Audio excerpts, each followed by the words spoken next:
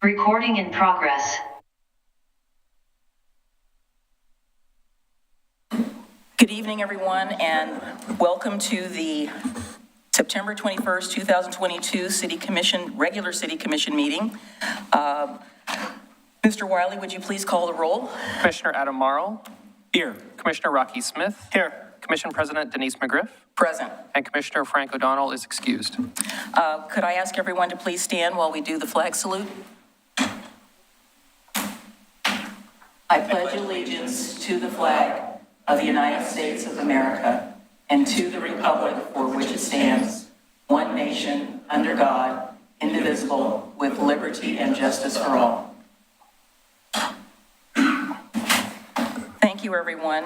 We have a number of ceremonies and proclamations this evening. First of all on the agenda is the certification of the August 23rd, 2022 special election, delivery of the certificate of election, and the oath of office. So let's start with the certification of the election. Do we need to make a motion for that, Mr. Conkle? I'll move to approve the certification of the August 23rd, 2022 special election results. Second. Would you please call the roll, Mr. Wiley? Commissioner Adam Marl. Aye. Commissioner Rocky Smith. Aye. And Commission President Denise McGriff. Aye. Motion passes. And then what do we do with the certificate of delivery? Is that something that has to be signed? Oh, you just hand it to me. Okay, I hand it to the commission. Oh, hand it to me. Oh, okay. As the commission president? Okay, all right. All right, so next we will have the oath of office, and I will excuse myself and come out front.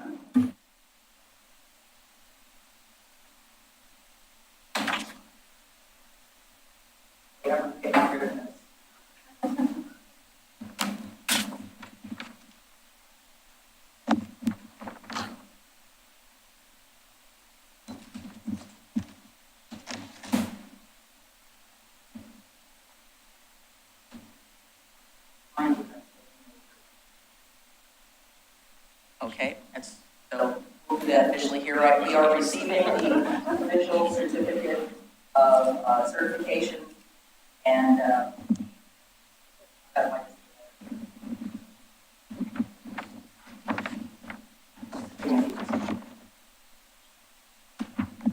Mike is on. Mike, all right. Okay, Guess we're ready, we're ready. Please raise your right hand. being that I'm left-handed, of course. Oh, yeah. I state your name. I, Denise Sid McGriff, Do solemnly swear do solemnly swear that I will support the Constitution of the United States. that I will support the Constitution of the United States. Can I set this down? Yes.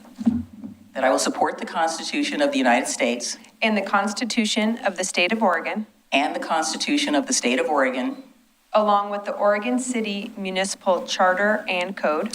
along with the Oregon City Municipal Charter and codes.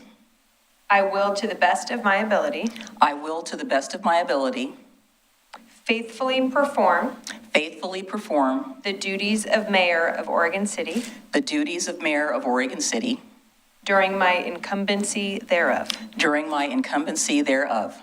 Congratulations. Thank you.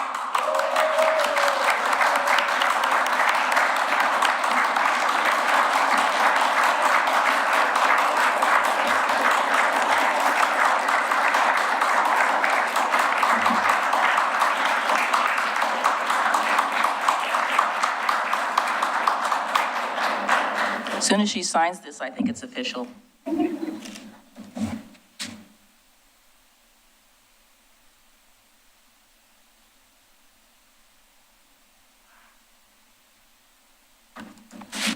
Right? I was wondering if I could just make a few very brief remarks. Please be seated. Some of my family is watching from California and other friends who couldn't be here tonight. I'm going to take a deep breath. There are at least a couple of people who are not here tonight. One is Frank O'Donnell, but I know he's watching. Thank you, Frank. And I also am sending out my best wishes and thank yous to Rachel Lyle-Smith, who's our former mayor, and she is missed.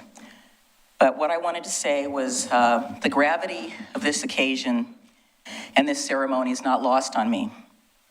Oregon City is all about history. And many of you know how much I love that history and how much I care about that history. We're here making history again tonight.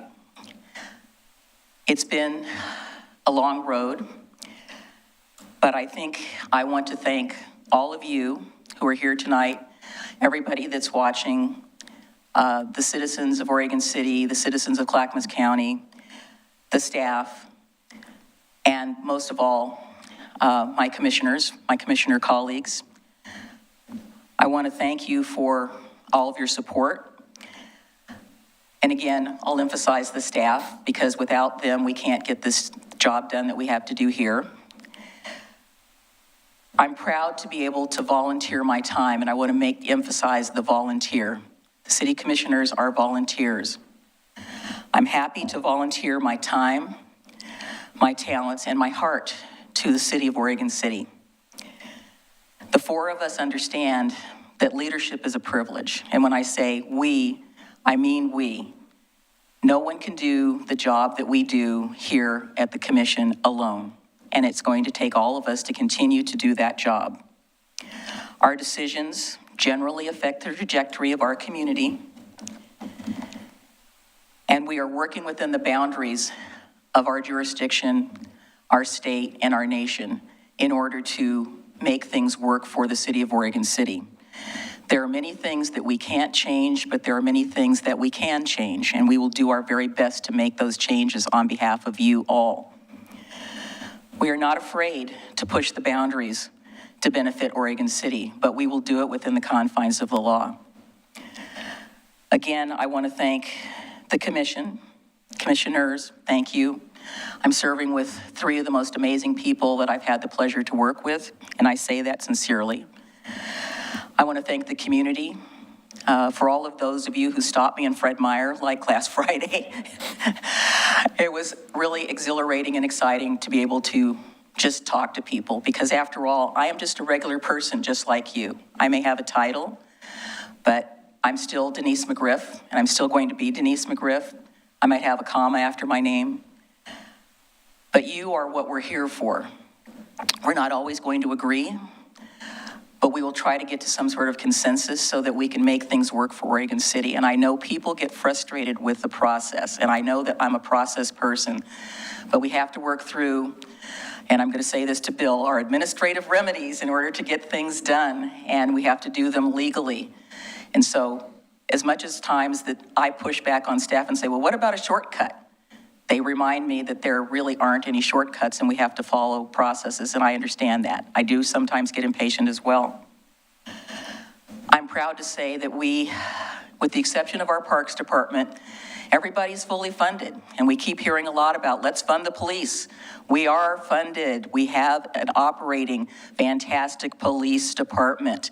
Don't forget that. We have some vacancies. Thank you. But we're filling those. As you know, everybody's poaching everybody else, and we're not above that ourselves. So we are getting back up to staff.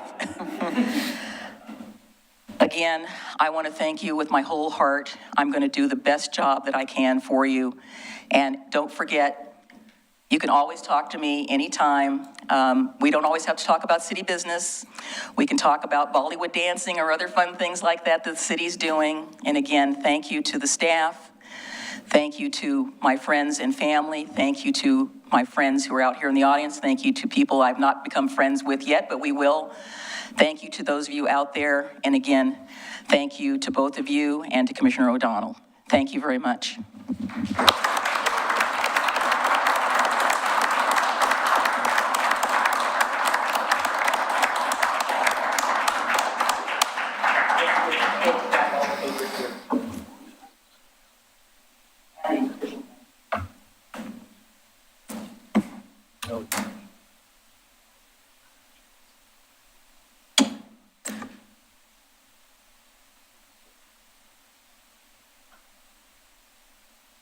Do we have an updated nameplate for our esteemed mayor?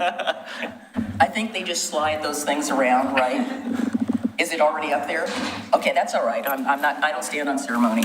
We'll I put would say a the- Post-it note up there or something? Yeah, sure, Post-it note will work fine. I just wish my parents were here.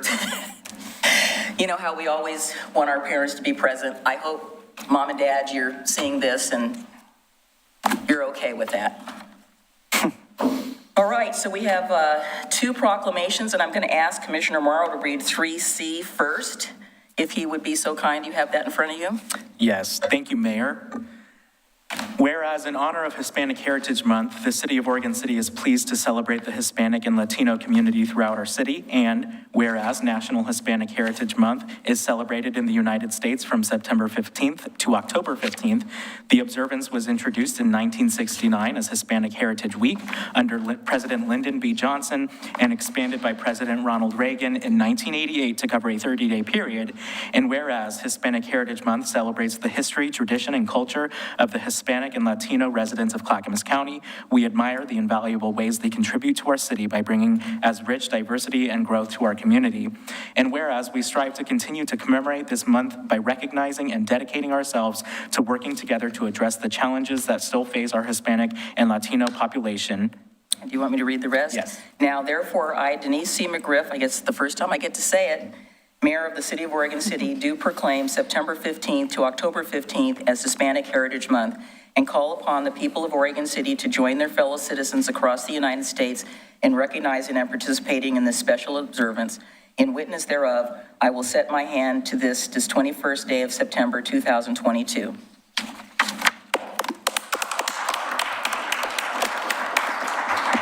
Thank you to the library for doing such an amazing job again on making books available regarding this particular proclamation, because they're already there, and thank you for reminding me that I needed to do this. Last but not least, we have a proclamation declaring Westland and Oregon City Arch Bridge Celebration Day.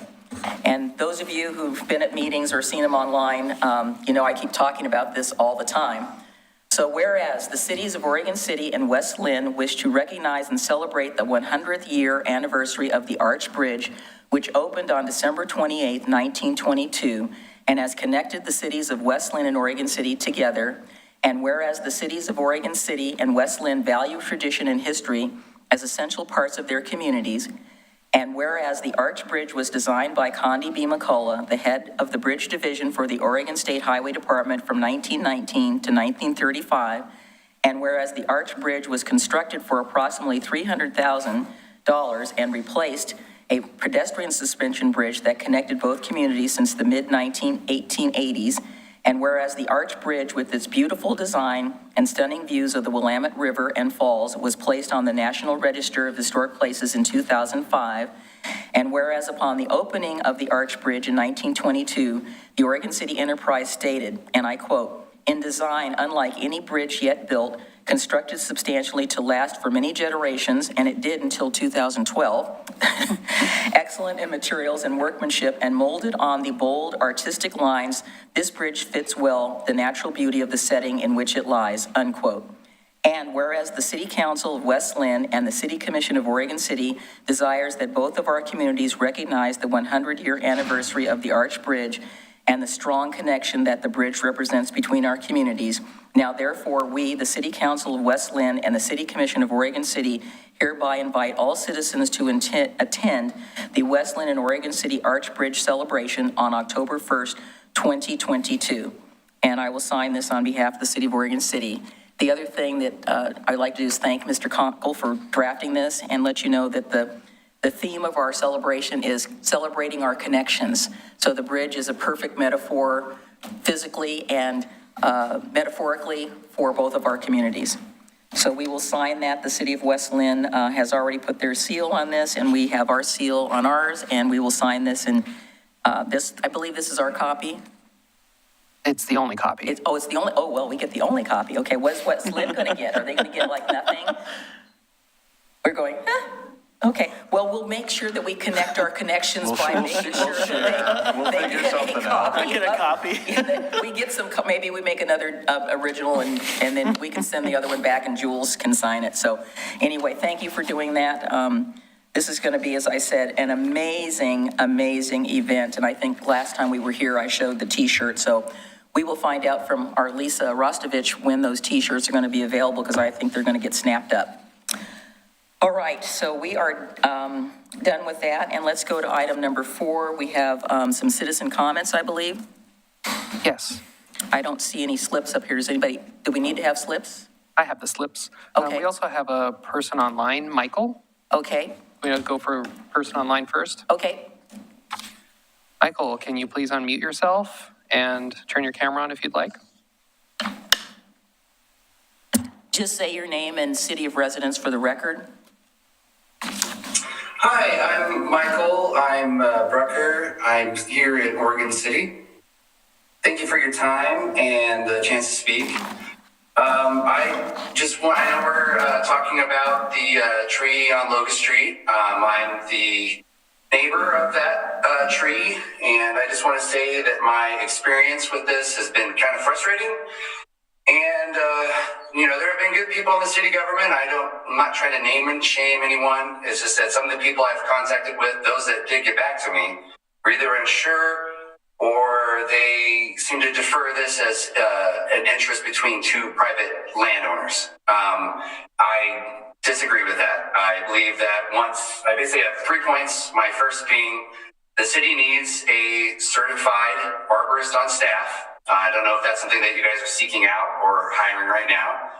Second, I believe that when a tree as the white oak on 412 Locust gets to the size that it did, it kind of transitions from being a private interest to being a public interest, specifically with public safety.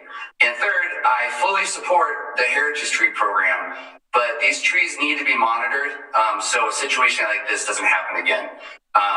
We're going to see more heat events, more other types of environmental stresses on the trees, and trees are an important part of the city scape.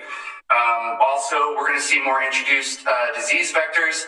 And we have an aging population where people like to stay in place of where their house has been. And with that, we're going to have people with fixed incomes who are not going to be able to maybe have the resources to attend to their tree. So that's basically the point I wanted to make. Like I said, there have been, people who I've talked to in the city, both staff and representatives, that have been great, and others not. Like I said, I'm not going to assassinate anyone's character. I just would like to see more of a fluid situation with this. And that's really all I have to say. Thank you again for your time. So much. So just as a reminder, everyone, citizen comments are for items that are not on the agenda, and this is on the agenda. So citizen comments that we'd love to hear are for items that are not currently on the city commission agenda. This is, he may not have been aware that it is item number 7D. So. Yeah, I apologize. I wasn't aware of that. That's all right. You didn't know. We were glad to hear you, Michael. Thank you so much. We appreciate your commenting. And yes, we are trying to move forward with having an urban. Did we call an urban we call it an urban forester? Is that correct, Mr. Conkle? That's one name, yes? Yes, that's one name. Yes. So we are moving forward, looking into that. All right. Thank you. Thank you. Who would be next? Next person is Mike Mitchell.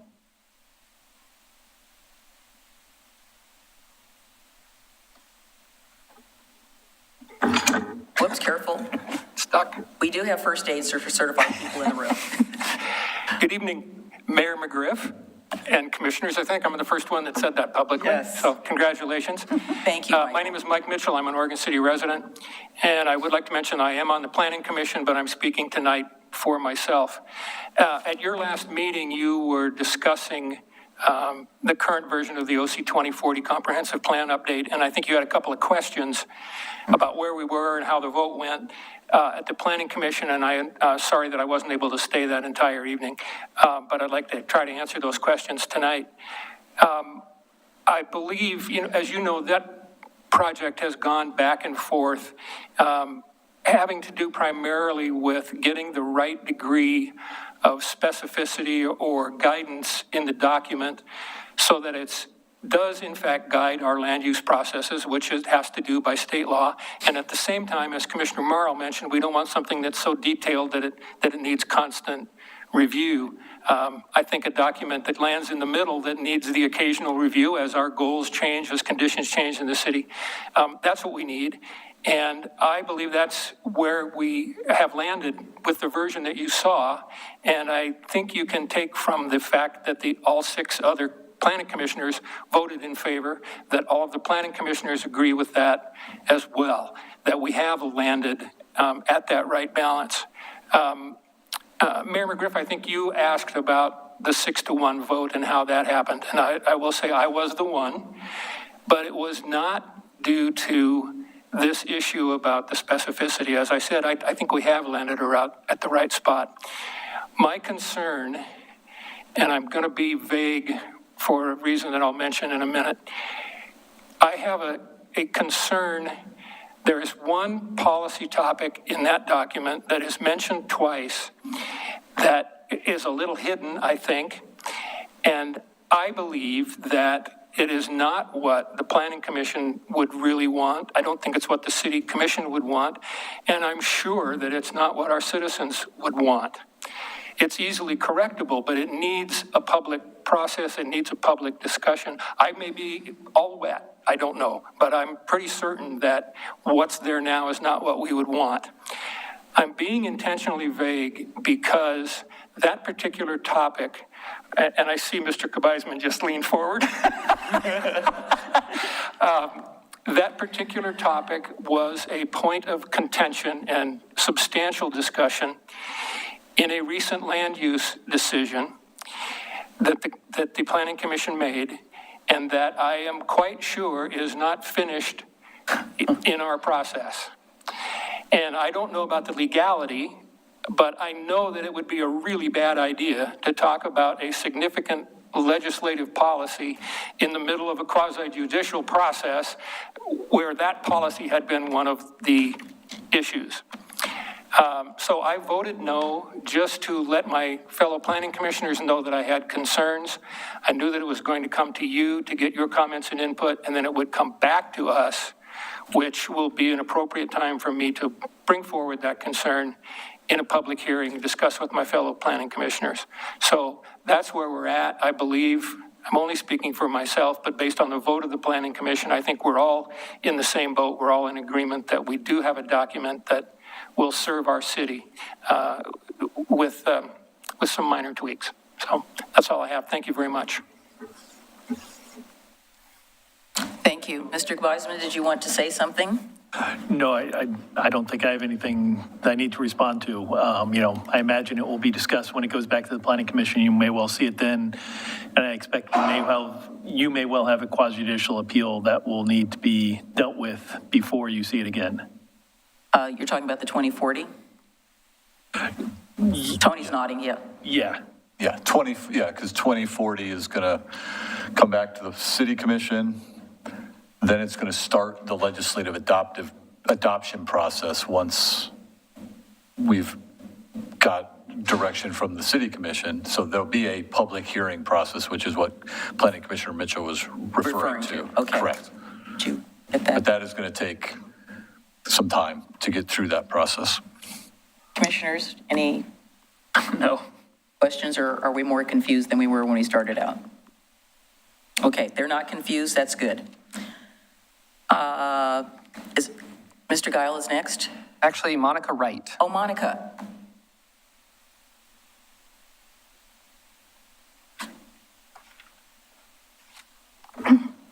Congratulations, Denise. Thank you. Nice to see you. My name is Monica Wright, and I've been working with, me and my husband have been working with the city to rebuild our garage that got hit by a tree during the ice storm. It was really frustrating, but we finally did get our permits, and when we got our permits, they were significantly more expensive than we had budgeted for. And I budgeted based on the fee schedule that's available on the website. And one of the most contentious thing that just annoys me is that on the demo permit, there was a building plan review fee, which was never mentioned and should have technically been collected at time of submittal, but was not. And the planning department has assured me that all building permits require a building plan review fee, unless they're specifically named, like electrical and plumbing's 25%, but every other building plan review fee is 65% of the building permit fee.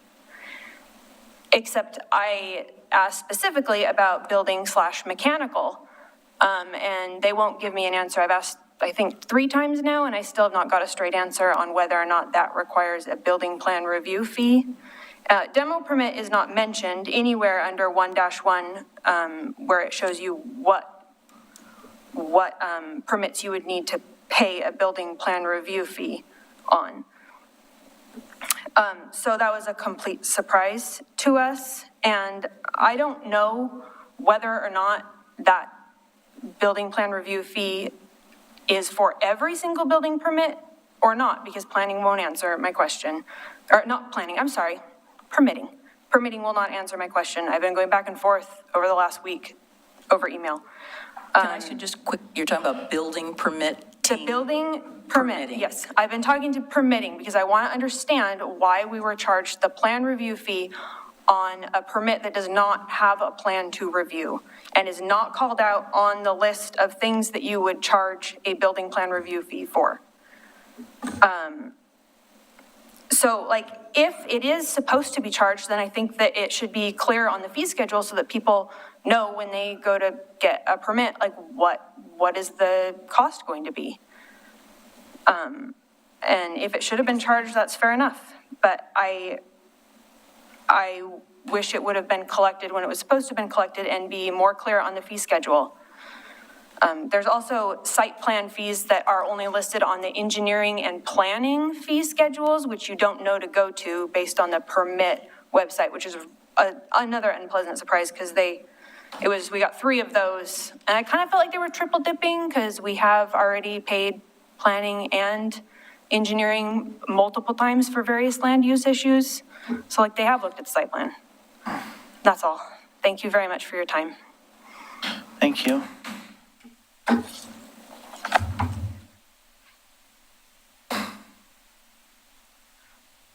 Sounds to me like we have a problem in terms of helping people understand what it is that they need to submit for fees when they're applying. So is there a reason why we would be charging a building plan review fee when there isn't one to review? I don't know, I'm just asking, since she asked. I'll have to have a conversation with the community development director and the building official. I don't have the permit information in front of me.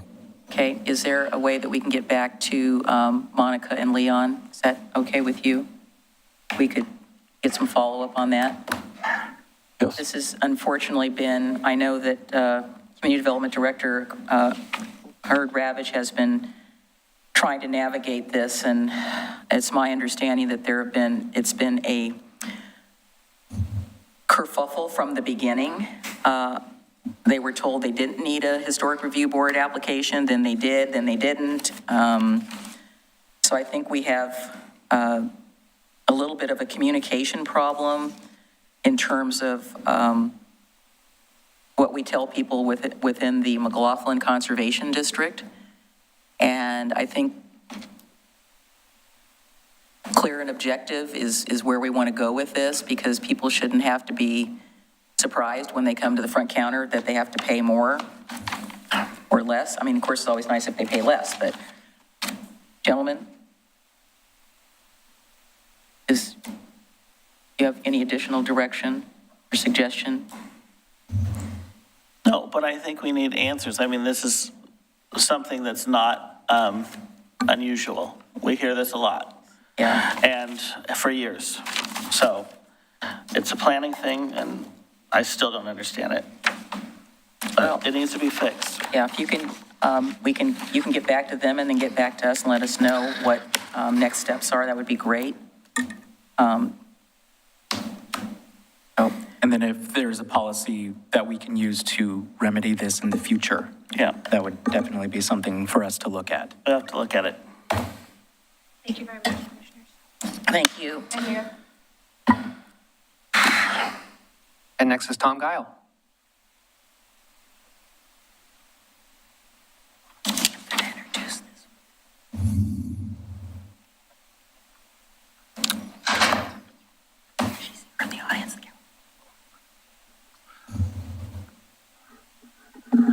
Also, my congratulations, Denise. Thank you, Tom. Mayor. Tom Guile, Oregon City. Good evening, mayors and commissioners. Mayor and commissioners. Yeah, watch out. How are they? Mayors, there you go.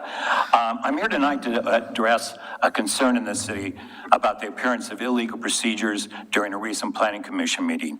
I'm not here to discuss any facts in the case about the development, only parliamentary procedures. We have many candidates running for office here in Oregon City, and it makes it very hard to defend our city as following proper and correct procedures when they witness the travesty that transpired on Monday, September 12th. This is now spread throughout the city on the chit chats, all of them, other Facebook sites, and in today's newspaper. I have always had a great respect for our city attorney, Bill Kabisman, due respect, but now I'm being asked if this was not malpractice and or malfeasance. After a tie vote, Chair Dirk had asked how to proceed. Our attorney appeared to kind of stammer and look for a response. Originally, it was that the vote could be reheld at a future meeting. He then offered a solution of allowing a commissioner to call in. An unknown person, there was only 3 of us in the audience, an unknown person in the audience other than me left the room and moments later returned during a second vote and handed an unknown phone. It wasn't Aquila's or a city phone or any other commissioners. It was just an unknown person. The person said on the phone that it was Chris Staggs. Was that ever confirmed? No. No one said, asked for any specifics, identifying questions. Then Staggs was heard to ask what they were voting on. That gave the obvious indication that he had not heard any of the previous and critical conversations regarding ordinances. Staggs was allowed to vote without providing any declarations that other commissioners are required to give. There was no ex parte contact or any other information requested of him by our city attorney or city staff. This lack of procedure gave an appearance of illegal and impartial procedures on the part of staff and or attorney. Citizens were watching, and since then they are talking all over town about what transpired. It was outlandish and astonishing, an astonishing end to a 3-month-long process with rooms full of citizens, and they were watching that night. Now those same citizens are left to wonder if this was not a setup and a done deal from the start. As a candidate for the City Commission, I cannot defend these actions, even if it is found to not be illegal. The entire process was tainted by the appearance of improper procedures. So on behalf of the citizens of Oregon City, I ask for an immediate review, because this is going to be on appeal, and an investigation as to whether or not the vote was legal without going through the proper questions of the person placing their vote. Thank you. Thank you, Tom. We also have a public comment from Bob Mahoney. Yes, Bob can start to come on up if he'd like. And I see Mr. Nacita. Do you have any direction for staff or comments? We want to get information back to us. What's your pleasure? I assume the next 2 comments are probably going to be similar. Okay. All right. Mr. Mahoney, sir, I'm going to stand up. please feel free. Just, If I sit down, I might not get up. we have able-bodied people here to help you. I had prepared a statement, and that's it. Okay, just don't I'm gonna forget to keep- say your name for the I'm record. going to keep it very simple. I'm not going to throw darts at anybody. I think everybody's doing a good job within the confines of their restrictions and what have you. But the one thing the glue that we have that keeps us together is due process. If we don't have that, we have nothing, absolutely nothing. And everybody gets the same floor, they get the same treatment as the next guy, and they know that, and they can trust it. What I'm thinking about this, and correct me if I'm wrong, because I don't have complete experience in this, other than what I experienced when I was on the Planning Commission, but these type 3 processes can be very dangerous. And if we continue in this direction without city council review, especially when an ordinance has been engaged, has been changed by or adopted by the city council in the case of Park Place concept plan, which as I understand was adopted by ordinance with exhibits. And we have a situation now where there's a type 3 currently being reviewed without the city commission being able to review any change. And I understood that an ordinance had to be changed by the city council only. And if this type 3 is approved without the city commission changing the ordinance and getting involved with public participation, as the state LCDC requires in goal number 1, then we're setting a dangerous precedent, especially when there's a tremendous amount of homes involved. Now, we've got to go back to that due process. Since when does a type 3 supersede an ordinance? You've got to get involved because there's an ordinance involved. Now, if I'm wrong, then I'm wrong and I'm freely admit it. But if I'm right, then I respectfully ask that you look at this and consider it and ask yourself, what does it mean to the entire community? Because if you do it once, then you've set a precedent. And somebody else out there is going to take advantage of it. And another thing is, when you take on these large economy of scale subdivisions with 400 and 500 homes, which these developers have to now step up and develop because of the interest rates and the cost of money and things of this nature, it affects the entire community. Maybe 25 home subdivisions, one thing, but when you get into the 450 and 500 lots, and you're going to start seeing a lot of these things, then you got the whole community being affected. Water, sewer, especially streets and that. But I want you to look into this type 3. Does it supersede an ordinance? And is the ordinance in the Park Place concept plan, was that adopted by ordinance? And where does that come in where the commission has to review that and change that ordinance? If you don't do that, the state's going to look at you and say, what are you smoking? What are you thinking? You know, thank you for your time, and God bless all of you. I think he just stirred me. Thank you. Thank you. Bill, Mr. Geisman, would it be possible just very quickly for the audience here today and the audience that's listening at home to explain briefly, or Christina, the 4 types of applications we have, type 1 through 4? Just think that would be helpful since people are going, what's a type 3? Sure, I'll quickly. Quickly, yeah. Okay. This actually, I believe, started with the city of Portland that originally did the classification of different types of decisions based on the amount of discretion and the amount of public input and who the decision makers were. And so type 1 are generally considered straightforward, clear and objective. Over the counter is sometimes what it's called, where somebody wants to come in, there's no public notice, no public input, it's just reviewing, say, a building permit.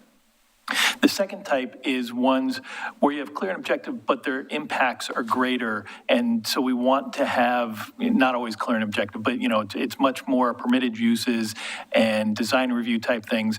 And what we do is allow the staff to review that, but to give public notice, allow the public to input and to potentially appeal that. Type 3 is where there's much more discretion. We don't want the staff to make that decision, but we want the planning commission to in most cases. And those are the ones that tend to have the most notice, the conditional uses, variances, those types of things. And planning commission will make the initial decision with potential appeal to the city council. And type 4, legislative, where we're making decisions that affect the whole city. There's a different type of noticing and different type of process. But those are in really brief summary, the 4 types, the type 1, 2, 3, and 4.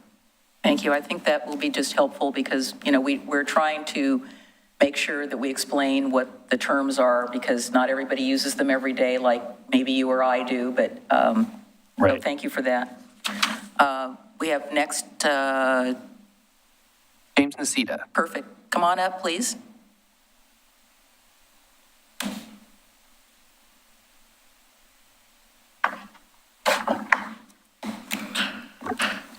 evening, Madam Mayor and Commissioners. James Nacito, Oregon City. I'm just following up on the email I sent this afternoon regarding what I think are some ambiguities and lack of complete clarity on our appeal procedure and fee procedure in Chapter 1750. Park Place, I guess Tom probably telegraphed that the Park Place Neighborhood Association is probably going to appeal that decision. And I was just curious, because I just don't remember whether, if they do and get the, request the fee waiver to which they are entitled under the code, does that open the door to everybody, or does everybody else who wants to appeal have to pay the nearly $1,600 appeal fee? There seems like an imbalance there. If the appeal fee has been waived for one party, that other people would have to pay the appeal fee.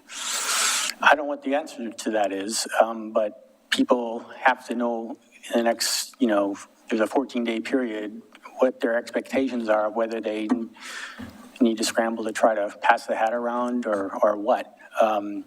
Alternatively, I raised two other possibilities, whether it seems to me that the code allows the commission to waive fees, and it seems to me you could give a blanket waiver since, Park Place is intending to do that, and the gravity and, as Mr. Mahoney was mentioning, this is a rather large development that going to have a very significant citywide impact. And the third alternative is something that Rocky and I, when I was on commission, participated in at least one commission call-up where the statute gives the commission the ability to vote to make its own, call-up of a decision to review it. And I think, again, given the gravity of this particular land use application and its impact on the city, the sooner all that gets sorted out, I think the better. And I just wanted to see if we get clarification on that tonight. So I think, let me try to paraphrase back. So the first request, I think, is we're looking at using a metaphor of an umbrella where one organization would be the umbrella and then everybody else could come under that umbrella, so to speak. Well, that's an interesting point, too. And I think that's a further point of ambiguity because, and staff can correct me if I'm incorrect on this, but I think under the code, the party that appeals has to limit their appeal issues to what they place in the notice. So if that's the case, then only Park Place would be able to have issues. And then if it were open to other people, then they could only comment on the issues that Park Place presented under the umbrella concept. However, under the two other concepts of the fee waiver and the commission call-ups, it seems that on the fee waiver, everybody who commented below has standing and could present their issues in advance. And I mentioned in my email, if my recollection serves me well, when we did this a decade ago, Mr. Sullivan said that a commission call-up, commission could do whatever it wanted as far as issues. I don't know about reopening the record, but they could certainly weren't limited to the issues that the city commission would review. So I will leave it at that. Thank you. Thoughts, commissioners? You want to say something, Bill? I think it might be helpful to talk just briefly about the issues. First, Mr. Guile and Mr. Mahoney brought up. I would recommend that we not have any further discussion about those, as I suspect those may well show up as appeal issues, and we would make the citizen comment portion of tonight's meeting part of the record, and let's see what issues come. The appeal issues are something different. All right, I just asked Christina to confirm what the date for any appeal to be filed, and it is October 11th, just to... Oh, I'm sorry. Let me check, Sorry. That's okay if she's checking, because I'm Yeah, sure forget that's a October. question that That's- maybe the other commissioners have Yeah, as well. so that is not the appeal date. So the question, as I heard from Mr. Nacita, was We expect that Park Place, 9/28, September 28th is the date for any appeal to be filed. September 28th? September 28th. And so, as you know, in most cases, there is an appeal fee associated with any appeal. The code allows neighborhood associations to appeal without paying a fee. There, as Mr. Nacita indicated, there has been instances where the city commission has called up decisions, not very frequently. I can think of, I think, 2, but it is something, and to the extent the commission wants to call it up, they could allow any and all issues to be brought up, or they could limit it to certain issues, that's with what they can do. Or I believe the other option that Mr. Nacita indicated was just waiving the appeal fee for everybody. And then, so that's sort of the range of things that he has indicated. There may well be other things that you want to talk about. If you want to talk about this further, we could just wait and see what appeals get filed and move on those appeals.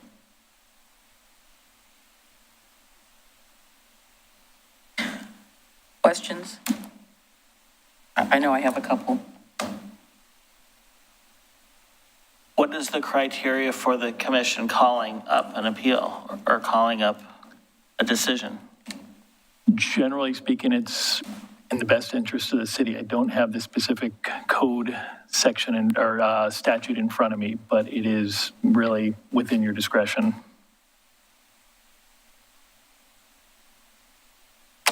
Well, I think one of the things would be we've had a request.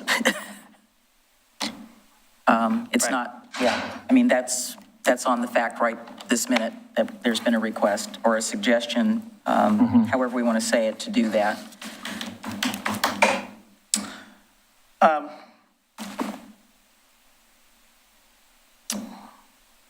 Clearly, it's been brought up by the public, this issue, and is concerning. We as a commission have been briefed on a lot of it, although I'm sure we had the opportunity to in the last couple days. I would like to see us consider calling it up. I haven't watched the planning commission meeting. I probably will watch it. But I know that it's been something that concerns people, and I definitely feel like it's something that's in the public interest and concern, so I think it's something that needs to be looked at. I do have a lot of questions, not all that I want to go into tonight, but I'm open to that conversation. Yeah, we could. I could just add one little bit more. So you're well aware that a recognized neighborhood association, as long as they Yes. vote to request a fee waiver, we will grant a fee waiver Right. for the appeal. Right. In Chapter 1750-290 is fees of the Oregon City Municipal Code. It talks about fee waivers in subsection C. I'm going to skip to the part that's applicable. Appeal fees may be waived wholly or in part by the City Commission. If the City Commission finds that, considering fairness to the applicant and to opposing parties, a full or partial waiver of the appeal fee is warranted. So I guess the one distinction probably between calling it up and if you went down a route of waiving an appeal fee is that I think you will probably, if you call it up, it's essentially a brand new hearing. Right. So the issues aren't going to be identified versus if you waive the appeal fee, at least someone who's participated below has to articulate what they are appealing. So think of one as going to be pretty broad and probably quite a lot of information to wade through versus going through, if you waive the appeal fee, then anybody who wants to appeal can appeal, but at least they would have to articulate what their arguments are related to the code, which may help you refine your hearing and review process. I don't know, Bill, am I missing anything there? No, I think that's right. If it is just we're calling it up, anybody can bring up anything the night of the hearing. You may well see, it's hard to anticipate what would come. Whereas if an appeal is required, you would at least be limited to those issues that show up in whatever appeal documents get filed. And I say that just because I think the Planning Commission has done a lot of hearings and a lot of work of waiting, of listening and hearing and refining conditions of approval. And so, I think there's two routes, right? One would be to kind of, like Bill said, and, kind of the open it up to anything and all, or build on what the Planning Commission has done. They've refined those conditions. The original preliminary approval was 5-2. Second vote comes back to adopt the findings, and then this is when we get into the tie vote and the calling in that, I think if we waive the appeal fee, at least people could raise that procedural argument, and then we can work through that. So I guess it's just, it's up to you how you like to proceed. I think those are the differences that I see in the two options available. But we're tied to the same timeline. Yes, we are tied to the applicant drives the 120. And in the It case. doesn't matter either way, we're still tied to the same time. Right. And in the case of an appeal, we have one meeting set aside for that? We've set aside two. Two meetings. Yep. Go ahead. I would be inclined to waive the fee rather than the calling it up. What would the calling it up look like? Essentially, you would vote to call it up tonight would be the most expeditious way. And you could limit issues, but, if you were to call it up and just call it up, you would either have to identify what issues or say, it's open to any and all issues. There's a fair bit of flexibility in how that call up happens. But seeing as how you guys aren't familiar with what happened below, it's kind of hard for you to say, here are the issues we want to hear about. And so. And we haven't received any appeals to be able to tell you what those issues may be that anyone who wants to appeal is going to bring up. Well, in light of that, I would, again, be more inclined to just waive the fee. Well, I think there's possibly a third alternative, that we call it up, but we say that the issues that were going to be dealt with had to be dealt with through all of the processes that we have to date and any and all information that was a part of that, or any people that participated or any people that submitted anything can come in. That's the stuff that's already in the record. Right, and so that's kind of a hybrid between the waiving the fee and. So all of the issues we've been talking about, there's no new evidence. It's really about argument. Did the Planning Commission get this right? Did they get that wrong? And, part of the issue is that the Planning Commission went through 3 hearings, 5, a significant number of. Significant number of hearings. And, as Manager Kunkel said, refined a lot of things. And so when we say limited to what has been brought up, there may be, we've got to rewind it, and it might have taken the Planning Commission 3 meetings to struggle through to get to the place they are, and then be done, come back to you, and you may have to, you'd have to process the same amount at 2 meetings. And I guess the other thing I'd add is just, there is, we do have a statutory requirement to issue the decision. As much as we tried to work through the Planning Commission, there was a lot to go through. They got through it. I would be nervous. The benefit of waiving the appeal fee and having arguments presented is that we can then start to help process what those are by the time you get to your first hearing. If your first hearing is anyone can bring anything that day, we're gonna, I think it's gonna be difficult to get through all the information in 2 meetings. The one benefit of getting it in writing up front is that we know what the issues are You'll be able to focus on those during your public testimony and the appeal hearing. It'd be just the one thing, realizing we have 2 meetings. I think we advertised it for October 11th, and then the 17th, the next Monday that we moved it to. Well, I'm assuming that it would be material that's already in the record. It's in the record. Everything that's in the record. It's I think, 200-page decision. And so to prepare for the hearing, you'd read your 200 pages and not know what was coming at you. Well, yeah, I say, I think we've got, I can go either way. Can we just add this to the general business so we can vote on it? We need to move forward with we can make the decision. I think that's the way to go. And I understand what Commissioner Morrow's saying. I think that's maybe the way to go. So we will put this in number 9 and make a vote on whether we're going to call it up or whether we're going to waive the fee. Okay. And I think we're talking about waiving the fee for everybody. Is that what you're talking about? Not just for Park Place? You're right. Okay. All right, so let's move on to presentation. So it's not really a presentation, but I wanted with great pleasure to introduce Leah Sundquist. And she is here, she's a member of the Oregon City Rotary, correct? And she's working with the Aspect Foundation Exchange Program, and we have in the audience Aduhan. And I'd like just to introduce her to our community. She's here on an exchange program from, am I getting this correct, Kazakhstan? So we just want to say welcome, and you're seeing sort of democracy in action going on here.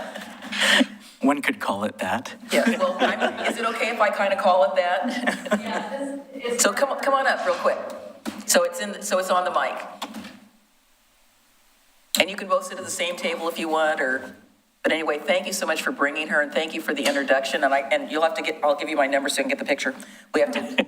They like publicity, so we have to get it to Lisa and to Angelique. So I'm Leah Sundquist, and I'm a host mom with the Aspect Foundation, and Aruhan is one of my exchange students, and she is here on a Future Leadership Exchange Program, which is a program that is mostly offered to Muslim countries and some of our countries who the U.S. may not have originally friended, but we are trying to build those relationships, cultural positive relationships with the youth.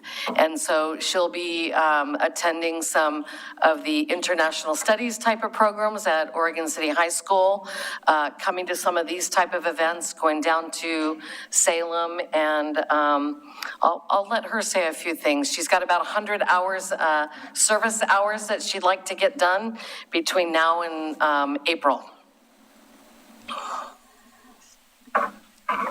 Thank you so much for this opportunity and to let me see how, the process of the government. Yes.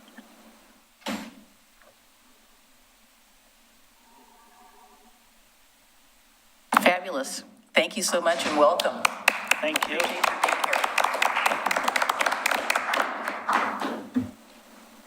Thank you, Leah, for participating in this program, because I know how important it is to have host families support these students. And I just heard that a neighbor of mine is sending her son off to a host family in London, and I thought, how exciting! So it's a great way to have nation to nation exchange, and students get to know each other and they get to know a community, and so just welcome to Oregon City. We'll have to find some Oregon City swag for us so you can take it home. All right. Okay, so we have the adoption of the agenda, and do we have anything on the consent agenda that you might want to take off, or shall we proceed with adopting the consent agenda? I'll move to approve the consent agenda. Second. All right, it's been moved and seconded that we approve the consent agenda. Mr. Wiley, would you take the roll? Commissioner Adam Marl, Aye. Commissioner Rocky Smith, Aye. and Mayor Denise McGriff. Aye. And I do want to just say quickly on item D that I appreciate Michael coming on and talking about this. He's directly adjacent to this property, and, you know, it's one of those things, it's no fault of anybody's. We had that east wind and the very dry weather, and this tree just kind of got tweaked in the wrong direction, like many of them do. And I think by the end of today, I think it's, last I looked at it, was almost down. And I want to say thank you to the Public Works staff who sprung into action and got the alley blocked off, and to Mr. Conkle, who was supportive of this. We had a lot of very anxious neighbors, and I know I fielded quite a few phone calls, and so our next step is actually is to contact Mr. Walter, who processed this quickly, and thank you so much for that. And Ms. Ingebrigtsen still needs her tree plaque because her name was spelled wrong on it. She would still like to have it, even though her heritage tree may be down. So if we could kind of get that going again and get that to her. She asked me about it the other day. And, you know, Ingebrigtsen is one of those names. It's kind of long, and there's just, you know, letter placed in the wrong place. So if we can get that done, that would be fantastic. All right, so I understand we have an item under number 8, request for continuation of an appeal, 216-unit multifamily development, and who's going to take this one? Yay, hi. Thank you, Mayor McGriff. Thank you. The applicant has requested a continuance of this appeal to the October 10th City Commission meeting. The applicant and city staff have been communicating on whether some minor revisions to condition number 3 can be made that would satisfy both parties. Are you sure it's October the 10th? October 11th, I can't, apologies. We meet on the 5th and 17th, so we're talking about the work session, which is the 11th? Correct. We Okay. needed to, Right, I know, so, yeah, we Yeah. just get the right date, so Yeah, yeah. not the 10th, because I'm thinking, are we meeting on Monday? Okay. The applicant and city staff have been communicating on whether some minor changes can be made to condition number 3. The dispute about condition number 3 is the only item issue in this appeal.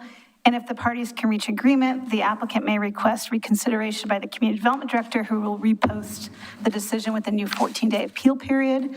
If it's a further appealed, it'll come back to you. If not appealed, the disputed condition calls for the execution of a development agreement that will come before you as part of the development agreement process with the city commission.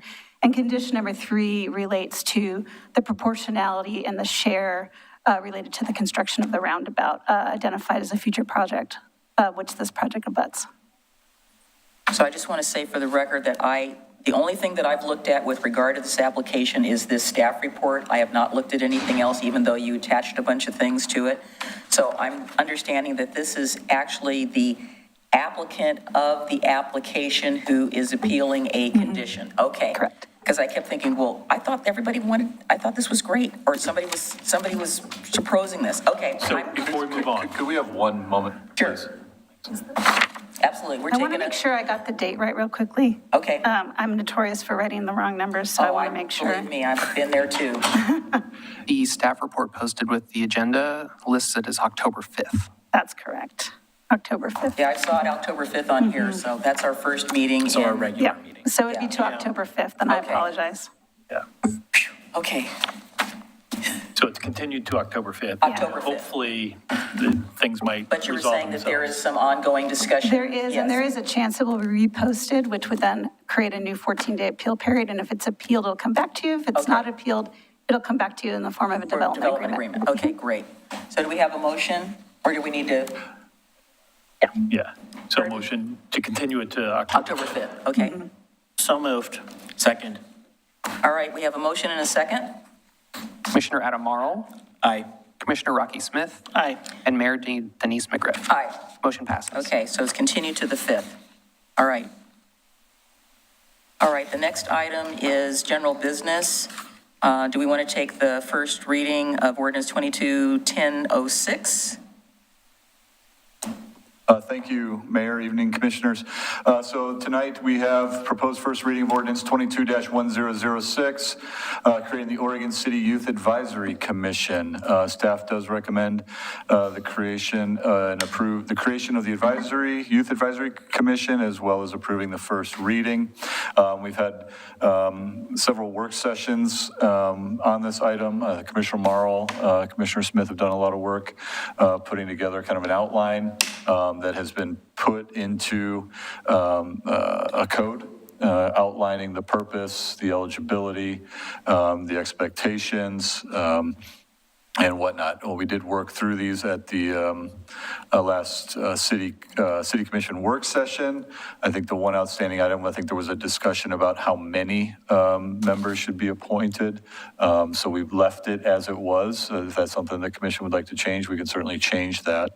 And then associated with this was also setting aside additional funding, one, for them to be able to do something once they decide what that is going to be, whether that's through putting together open houses, volunteer opportunities, and then the ability of staff to work to hire a 1/2 FTE to help support running this youth commission as well. So I know we've talked about this quite a couple of times relatively recently, so I think everyone's well aware of what's in there. I'd be happy to answer any questions that you may have and work through any other questions. I guess I'll just start it off. I still would like to see the number reduced, but would a compromise be 7 to 9 members? Minimum of 7, maximum of 9? Could that be a compromise? Do you have to have a specific number is what you're saying, or can you have a range? You could have a range. Yeah.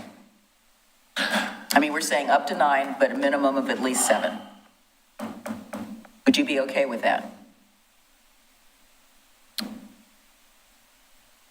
I mean, I was going to ask the process of what happens if you don't fill all the seats. Do they just remain empty? Apparently, yeah. That's what I'm saying. And so give it a range, considering that we've got young people that we're dealing with that are up to their eyeballs and everything. Yeah. Coming from the school world, and I didn't say this before, but I just know that sometimes is an issue getting that many. I would love to see that. I agree. So I don't know if having a defined number precludes you from that, or if you just say 9 and they don't fill all the seats, then what's the process Well, I for mean, that? that's what we have for our existing committees right now, is if they're not filled, then they're just not Right. filled. So, yeah, so for a quorum for a meeting is a majority of appointed members shall constitute a quorum. So if we say Right, so if 9 and there's we 6 have people, 6, right. or 7, whatever it is. And then 9 puts a cap on it. Yeah. I'm fine with that.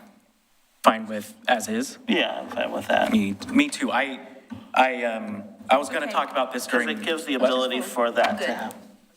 Let's get it going. Well, no, I'm going to talk. I was having a conversation earlier this week with Councilor Mommy from Happy Valley and Mayor Buck from Lake Oswego at one of Mayor Buck's restaurants because I was reached out to speak at the League of Oregon Cities Conference this October about getting youth involved.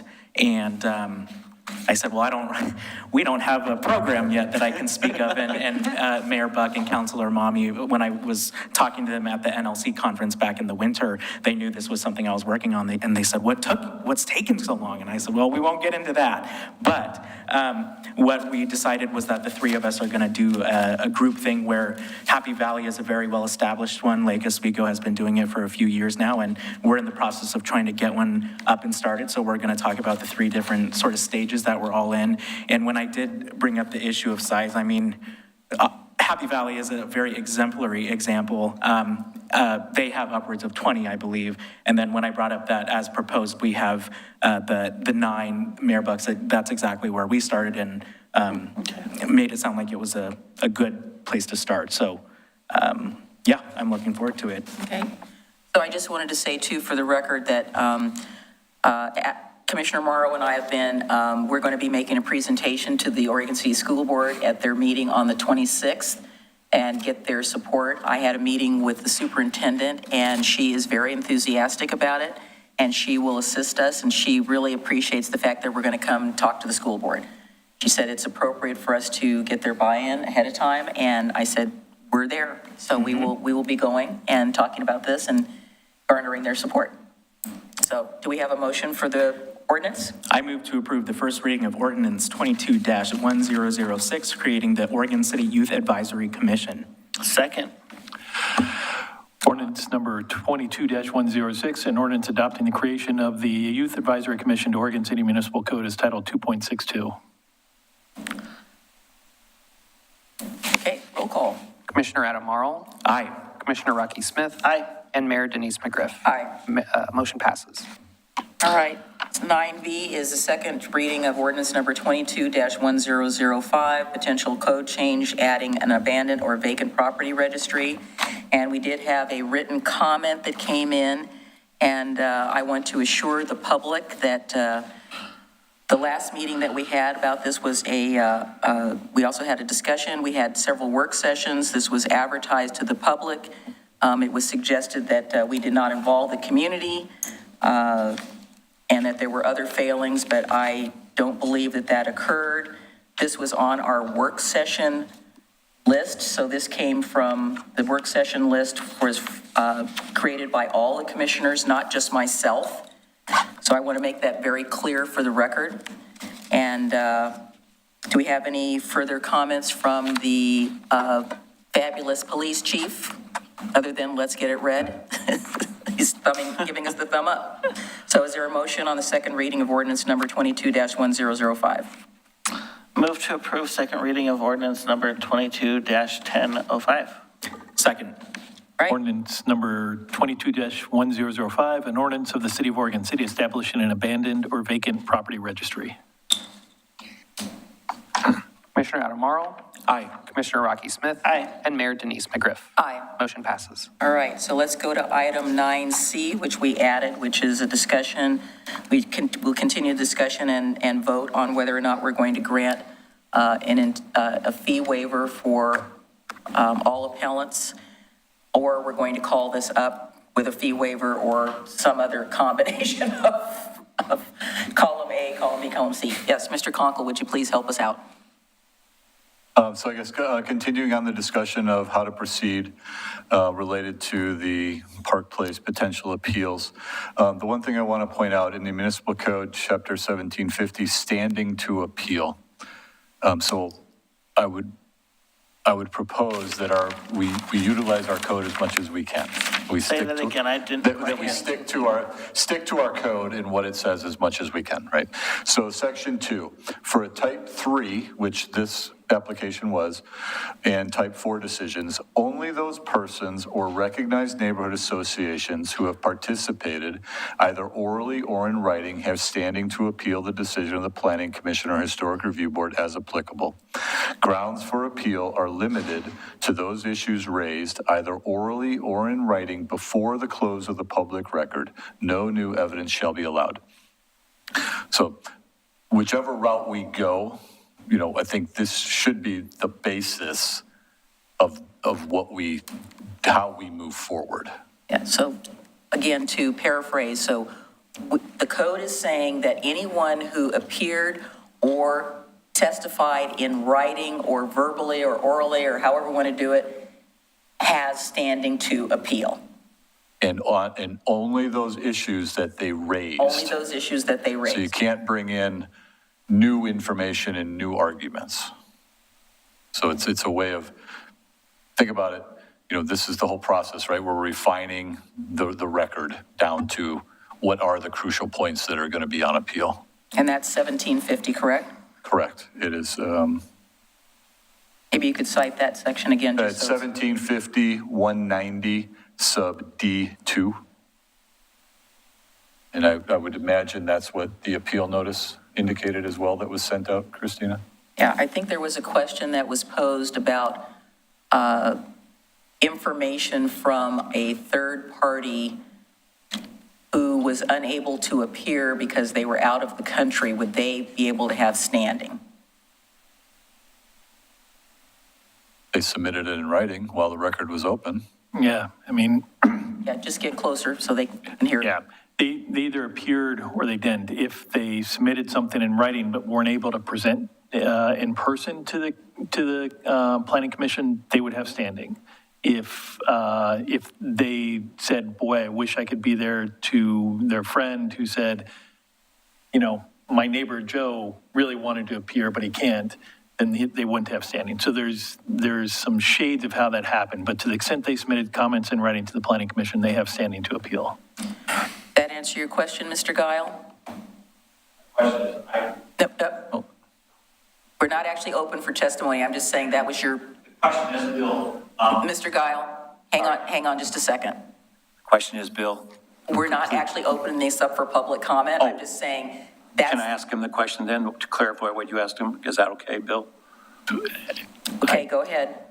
Bill, Make it very quick. at several meetings, I presented some information about a person who could not make it, but I read their credentials and that they're an expert in the field, and I introduced Christine to say what he had said.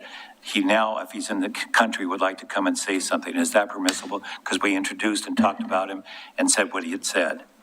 I mean, he must have presented something to the planning He commission. was in Switzerland.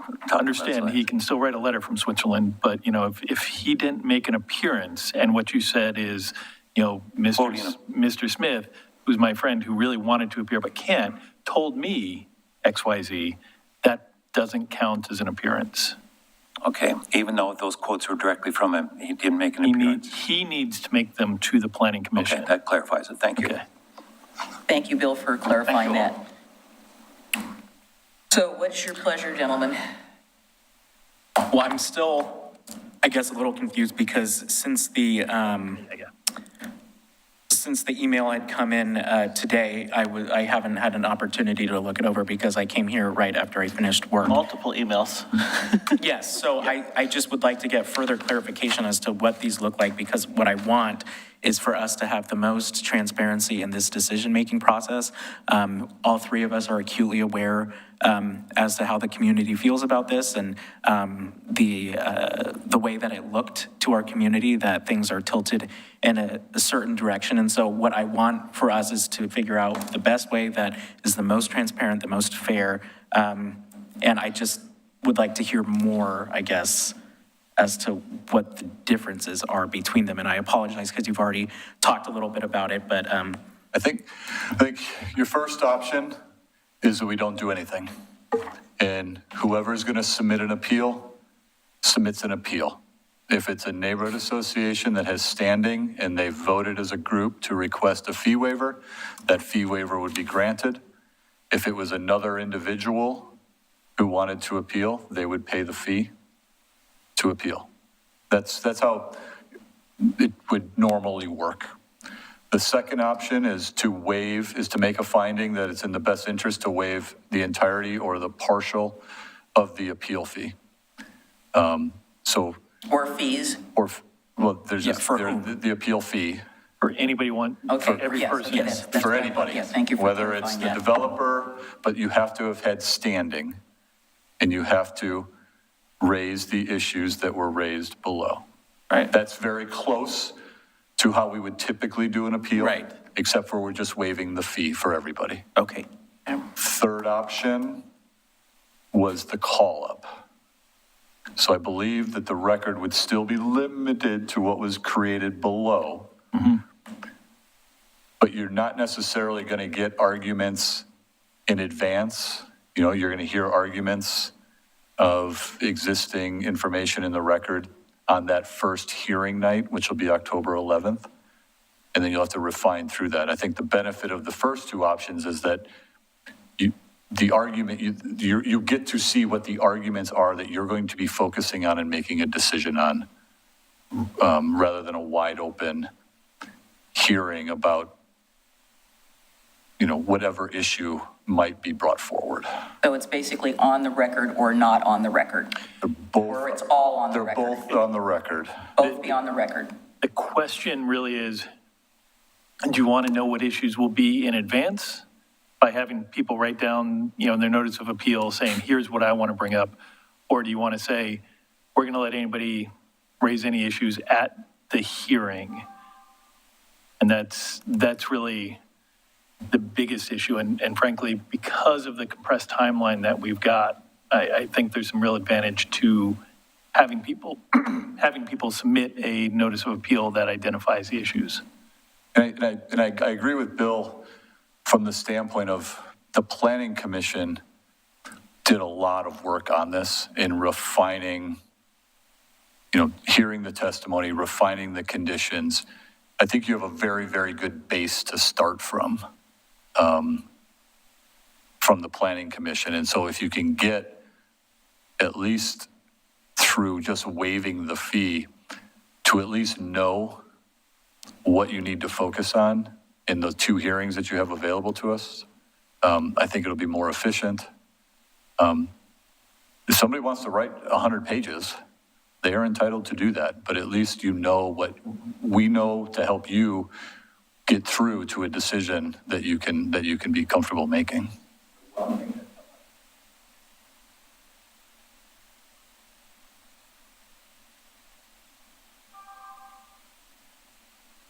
Well, I agree with you that I think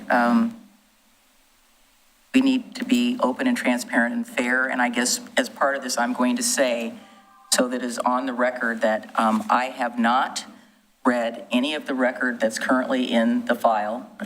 I have not watched any of the Planning Commission meetings. I have refused to talk to the community about specific issues that may have been raised on this application because I said that I did not want to have ex parte contact in terms of its length, depth, width, everything about it. I said, I'm aware that it's been filed. That's as much as I'm aware of.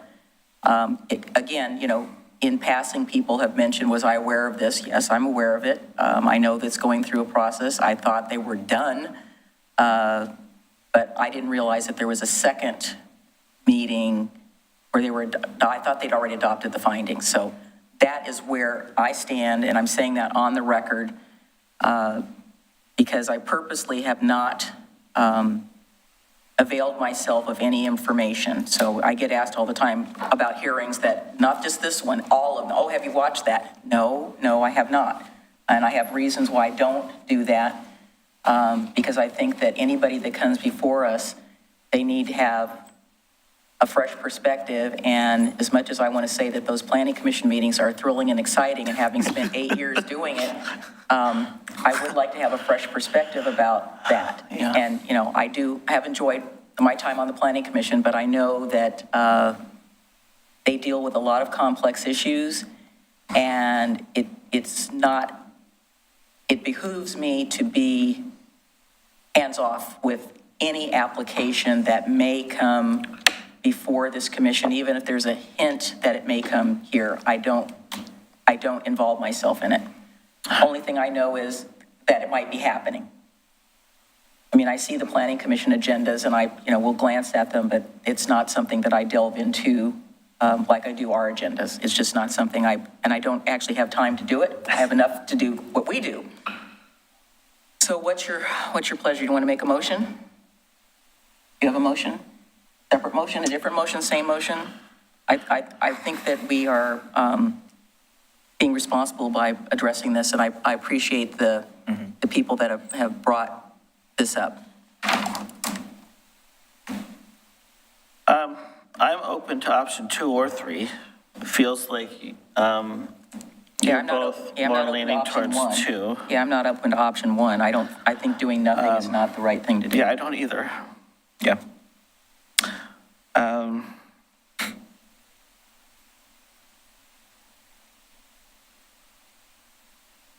For option 2, I think it's pretty easy. Appeals may be waived wholly or in part by the city commission if the city commission finds that, considering fairness to the applicant and to opposing parties, a full or partial waiver of the appeal fee is warranted.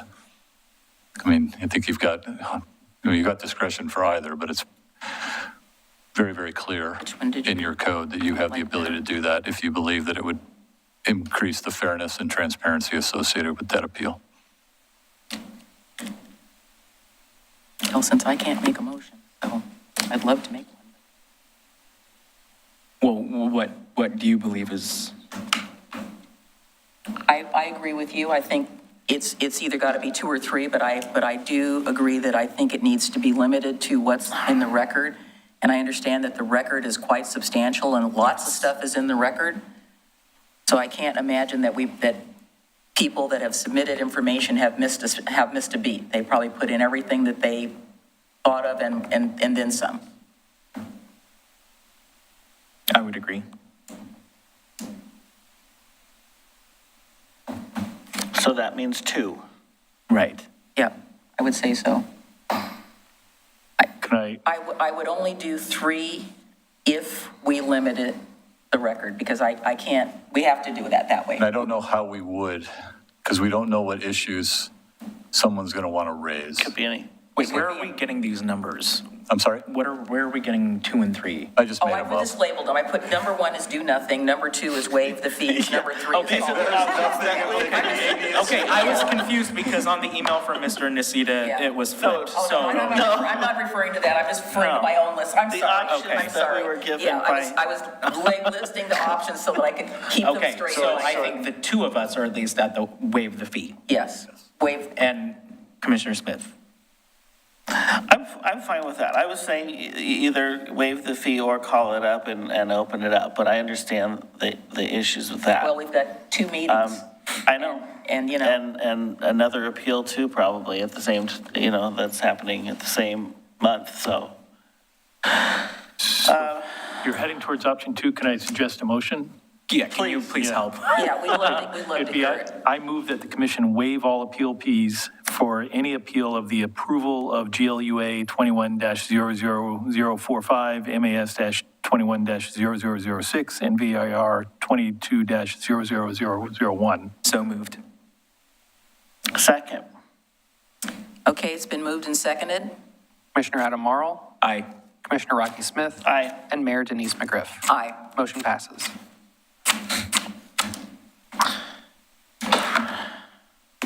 So just nod head, are we good? All right. Thank you so much. All right, so next on our dance card is, what did I just do with my agenda, which I just covered it up with something. We have communications. So with the seating of our new mayor, we now have a vacancy of her. We now have 3 people on the commission. This old position number 2, I'm sorry, I hate to give that up, but that was position number 2. All right.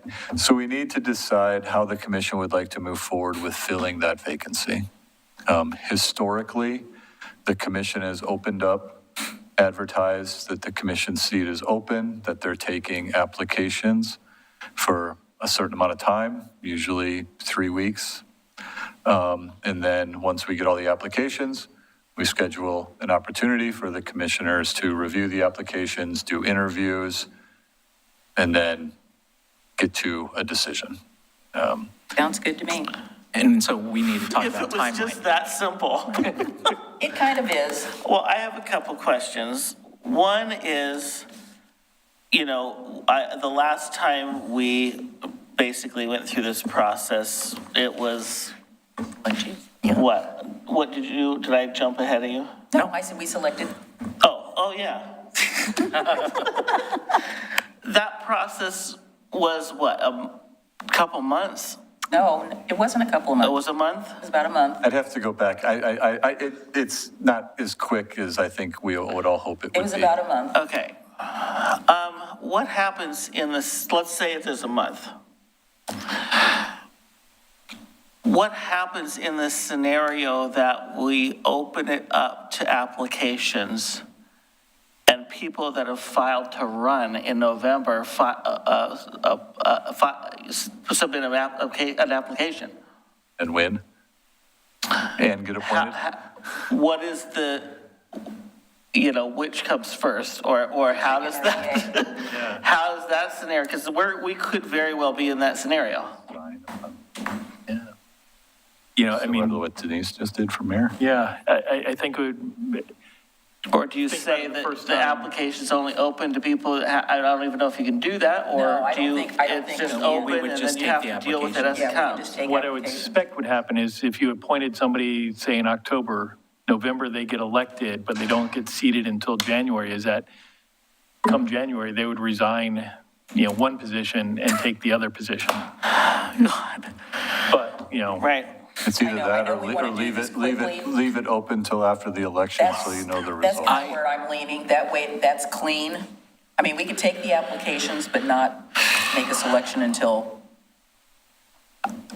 I would like to make a selection as soon as possible because I think it's I don't think it's right for us to be operating where two commissioners can be making decisions for the whole city. So I think trying to get as close to whole as soon as we can is what I would prefer to do, so that, I mean, we could go back to having where it needs to be at least 3 commissioners to approve something. I think that's what we've been trying to do. We haven't had anything, only one thing that I can think of that was 2-1, but it wasn't something that was catastrophically, was something. Right, but I just want the citizens to know, I think there is a legitimacy issue were something like that to arise. So we've been through a lot in the last few years with people coming on and people coming off the commission. So I would prefer to just get this done expeditiously. I would like to include Commissioner O'Donnell, and he's going to be coming off leave. So I do not want it to be done before that, because I don't want it to just be the 3 of us. I would like it to be the 4 of us. I agree. I was talking to him today, and he indicated he would be willing to come for that, even if it was during his leave. Well, I think that, we need to look at that, because you can't just kind of jump in and out of leave. We've never really done that before. Right. We're treading on ground that we haven't been there before, but I think. Yeah, I do want Commissioner O'Donnell to be a part of it. Yeah, I do too. So, Okay, so we don't know, I mean, because he asked right for 2 now, months. So what? right, we don't even know when the end of that 2 months leave that we gave him already comes, but it's getting there. And then do we as a commission have the ability to extend that or not extend that? We can do whatever we need. I think it's pretty open from what we've heard, but we haven't had that. So I wonder if that's a conversation we can have, because I think his input is important. I agree with Commissioner Marl too. I do not, we all take all of these decisions very seriously. And I have, actually, it's bothered me, the fact that we're, making decisions without a full commission. And especially some decisions that have been 10 years in the making or more. Well, I recall when there was an absence by for sure. Rachel and someone else was on vacation, there were 3 of us here. But I do want to go through this process as soon as we can. I do think it leaves us open for some scenarios that we can't predict, and I guess we just take those as they come. If someone applies and is on the ballot and they, I don't know, but I think it will be an interesting conversation if we are having to go through applicants and interview applicants that have applied that are on the ballot. I think having that conversation and weighing those against the other applicants is going to be an interesting dialogue. That's kind of why I wanted to wait till after. So I don't know how we balance that. And I'm sure there's other scenarios that I'm not even thinking about that could. Could we tentatively say that we're going to follow the process that we've followed, but let's follow up with Commissioner O'Donnell? Mr. Conkle, can you do that? I mean, if we open the applications and nobody applies that's on the ballot, then it's a non-issue and we move forward. Or if we get applicants and that's an issue, we could wait, interview after. I mean, we could do those decisions, right? I think it's got to be clear from the start. I don't think we need to worry. Oh, yeah. I did it. That's okay. I don't think we need to worry about if it's someone who is or is not on the ballot unless we get to the point where we decide who it is and if that person is on the ballot.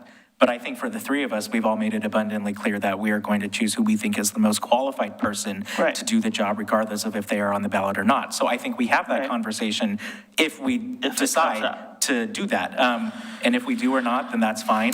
But I would just be, again, I just think we should move forward, not speed through it, because we want to make sure we leave enough time for people to apply and know about it. Right. But for us to become a semi-full commission again, so that we can do business as semi-normal as possible. No, this is pretty normal. It's just, it's not abnormal. Yeah, so I think if we can determine what that time frame is, contact Commissioner O'Donnell, and we still have time to get something out. But I think for me, that decision hinges on those 2 questions. Commissioner O'Donnell's availability. Well, Just when one is his, question. when is his leave up? So the commission approved the 60 days on August 17th. Okay, So so it'd be, September, October 16th, roughly. would be- okay, so so we would, if that was going to be changed or extended, we'd have to discuss that at our October 5th meeting. meeting, correct. And I don't believe the way the charter is written, an office shall be deemed vacant upon, and I'm going to get to the part here that's applicable. Yeah, I can't hear you because you're not on the mic. So the office shall be deemed vacant upon, in the case of a mayor or commissioner, upon his or her absence from the city for 30 days without the consent of the commission, or upon his or her absence from meetings of the commission for 60 days without like consent, and upon a declaration by the commissioner of the vacancy. So And I to thought me, when death was one of them too. to me, when I read it, it's So like, we- okay, if you're going to miss meetings for more than 60 days, you need, we could have approved it for 120 days, I believe. Absolutely. right. I think it was So a it could minimum, be it's a minimum extended if- threshold, not a maximum. So I don't Okay. think there's a concern No, extending it if we had to. I'm fine with that. I think we have clear discretion under the charter to make that decision, which we have made. Well, we haven't made it beyond 60 days Well, yet. no, we haven't made it beyond 60 But days. if we think it's going to go beyond 60 days, then we need to have that Right, conversation. and that's why we need to have a conversation with Commissioner O'Donnell. So let's get that done, and then we can put this on the next agenda to make that decision once we have that information. Okay, so But that would mean that he would need to be available for the No, I'm not October saying he would 5th need to be meeting? or- available. We get his information, he's technically available after the 17th, according to his, but he could change whatever he may want. So let's get the information from him, then we can just make that decision. make the decision about how long to leave it open? Yes, how we proceed with the vacancy, because we actually haven't declared yet, we haven't really done any of those yet, because I've Correct. not been absent, it's just, I have a different position, but anyway. Yeah, but that's- So, I know, so let's just do that, and that way we can get this, for sure, I want his opinion. It's important to me. Well, no, if we get his opinion on anything beyond the leave, it's a meeting. Are we meeting in, that's right, we have that one special meeting because we moved it to Monday. So if Let me you look get at my that calendar. information and have that discussion, if the city manager talks to Frank, brings it back to you, Okay. that's fine. Okay, that's great. Okay, so I'm going to reach out to Commissioner O'Donnell, check in with how he's doing, what he's thinking. Then I'm going to bring that back to the commission on October 5th. Okay. For a discussion. So we're not advertising anything right now. Yeah, We're no. not starting any process. No, but that will be, we've decided the process will be an open application process. But we're not starting the timeline No. or anything like that. No. Okay. All right, any other communications? It's sort of under yours and mine and all of ours. So I reached out to, as you know, I have frequent discussions with the city of Westland just because we're working on several projects together and there's things. So we got to talking about our last joint meeting for the year, and Mayor Walters said that she would get on that, but I know that Mr. Williams is like on death's door. He's got, to me, having COVID is close to being on death's door. He's got COVID very badly. I mean, not like the mild, symptoms. He's down for the count. So I just want to make sure that doesn't fall off our radar, knowing that we're getting to the holidays. And I mentioned to her that the two topics I thought we should have a discussion about is, number one, about the I-205 tolling, since we've had more information come up about their so-called diversion. And then the second thing would be to start initiating conversations about how, talk to them about our homeless strategy.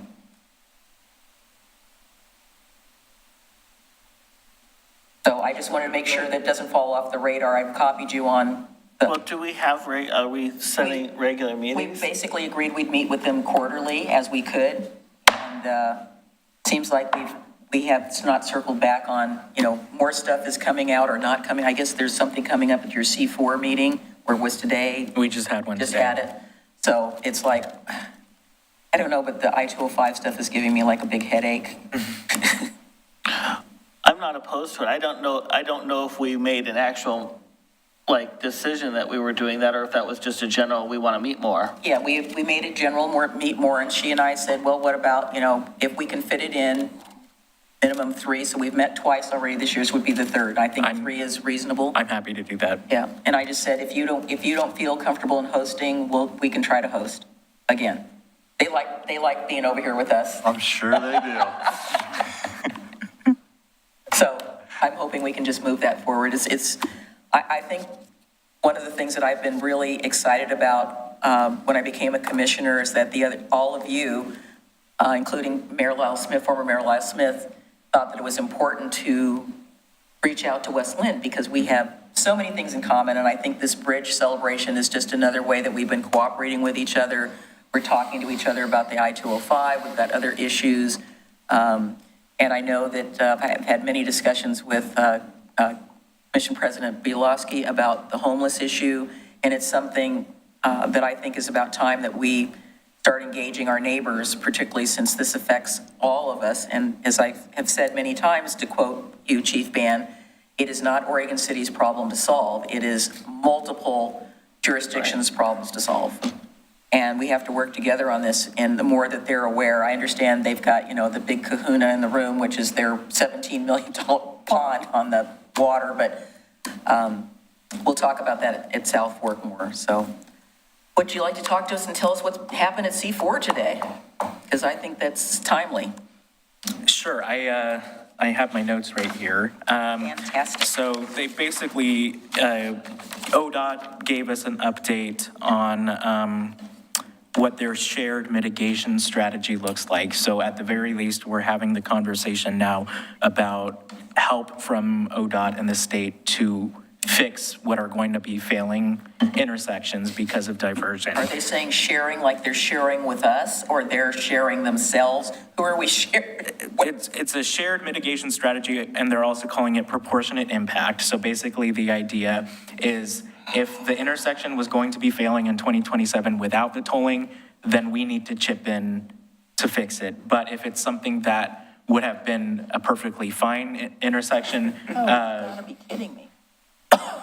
So it's only if, basically with their modeling, that we can show that because of the tolling, that the intersection in the year 2027 or 2045 is failing, that we would have to chip in.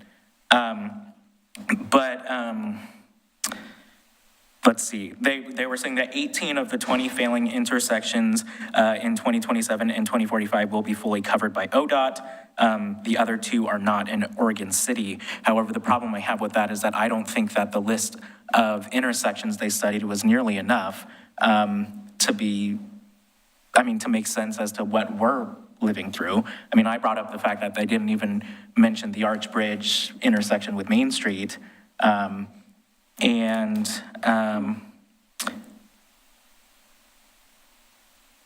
So they're going to have more follow-up with our staff and other jurisdictions to refine that list, but I don't think when they're saying, 18 out of the 20 intersections are going to be fully covered by ODOT, I don't think that paints a full picture because the fact that there are only 20 intersections that they're looking at shows to me that it was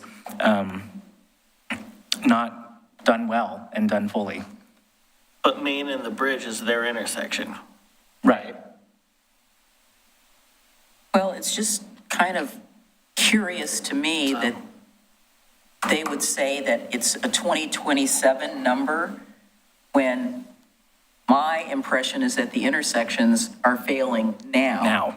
They're not, what is this, 5 years from now they're saying that? No, I just, in my heart of hearts, I can't believe that. Well, and another thing to say, Mr. Lewis, shake your head no if I get this wrong, but the numbers that they're using for their modeling are from 2015.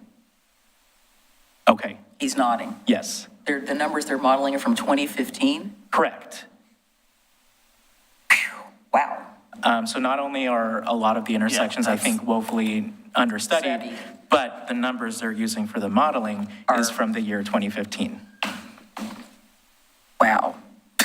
So I basically told them I was upset that I didn't see anything about the Arch Bridge, and I mentioned the fact that we have our Arch Bridge celebration coming up, and I basically told them how unfortunate it would be in our next centennial of the Arch Bridge, where instead of having an Arch Bridge, it's an Arch parking lot.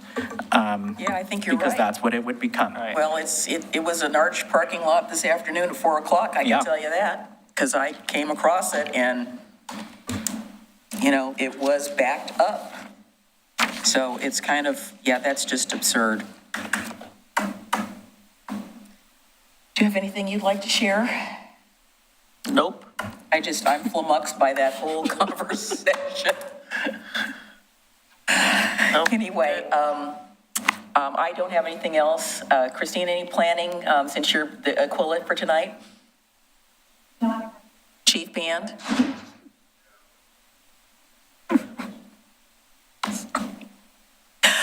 Mr. Lewis? Mr. Williams? And last but not least, Mr. Foils. I know stuff is going on, you're just not saying, right? Okay, gentlemen, being that there is no further business that can be had at this moment, I move that we adjourn. Is that okay? Yes, and we're adjourning to executive session. Yes, we're adjourning to executive session, and we'll take a 5-6 minute break.